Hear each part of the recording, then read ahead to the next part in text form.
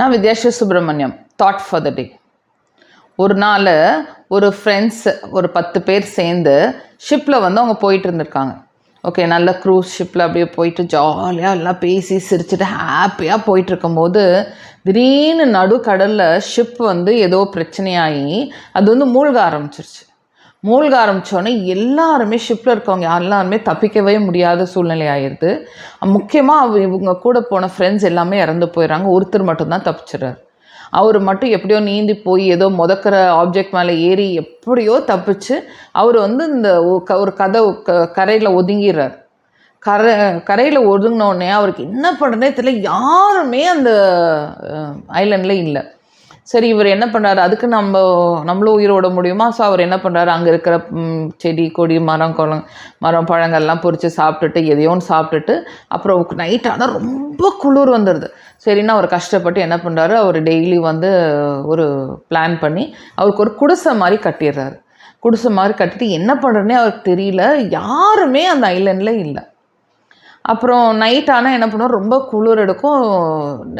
ஒரு சின்ன ஃபயர் பற்ற வச்சுட்டு அவர் வந்து குளிர் காஞ்சிக்குவார். ஸோ இப்படியே போயிட்டே இருக்குது. ஒரு நாள் வந்து திடீர்னு பார்த்தீங்கன்னா அப்படியே கண் அசந்து தூங்கிடுறாரு. நைட் வந்து குளிர் போய் திடீர்னு நல்லா அப்படியே சூடாக இதமாக ஒரு காற்றடிச்சுது. என்னடா சூடாக இதமாக காற்றடிக்குதுன்னு திரும்பி பார்த்தா அவரோட கூரை எல்லாம் படபடன்னு பற்றிக்கிட்டு எரிய ஆரம்பிச்சிருச்சு. அந்த கூரை எரிஞ்சோடனே அவர் வந்து மனசு விட்டுறாரு. நான் என்ன பாவம் பண்ண கடவுளை, ஏன் என்னை இப்படி சோதிக்கிறேன்? நான் என்னோடய ஃப்ரெண்ட்ஸோட ஹாலிடே தானே வந்தேன்.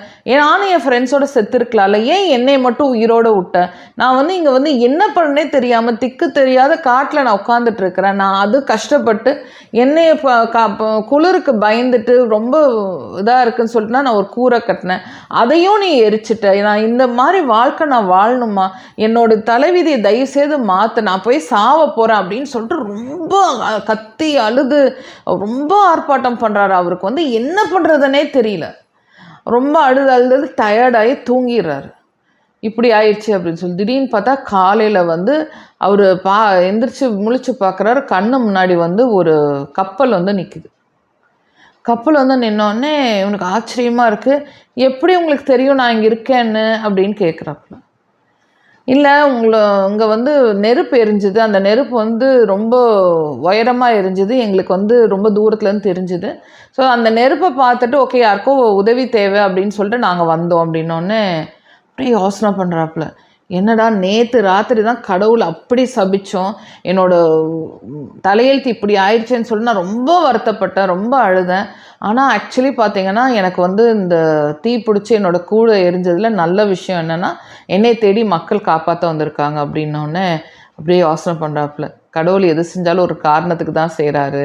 நம்மளை வந்து சோதிக்கிற மாதிரி இருக்கும், ஆனால் அந்த சோதனை வந்து நம்மளை வந்து காப்பாற்ற செய்யுது அப்படின்னு சொல்லிட்டு தோணுது. இது வந்து இன்னொரு விஷயத்தோடு சம்மந்தப்படுத்துகிறேன். இந்த சனி பயிற்சி, இந்த பயிற்சி, அந்த பயிற்சின்னு சொல்கிறாங்களே, நான் லாஸ்ட்டாக வந்து எனக்கு ஒரு ஹிண்ட் கிடச்சிது. அவங்க என்ன சொல்கிறாங்கன்னா, சனி பயிற்சியில் வந்து சனீஸ்வரன் வந்து என்ன பண்ணுவார்னா நமக்கு வந்து நிறைய பாடம் சொல்லி கொடுப்பாராம்.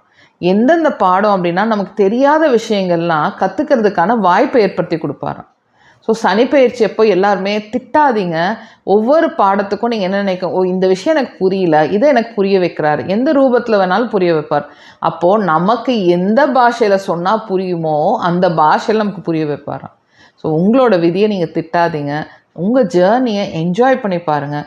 எதெல்லாம் வருதோ ஓகே இதை நான் கற்றுக்கிட்டோம் அப்படின்னா நம்ம அடுத்தடுத்த லெவல் போயிட்டே இருப்போம். ஓகேயா?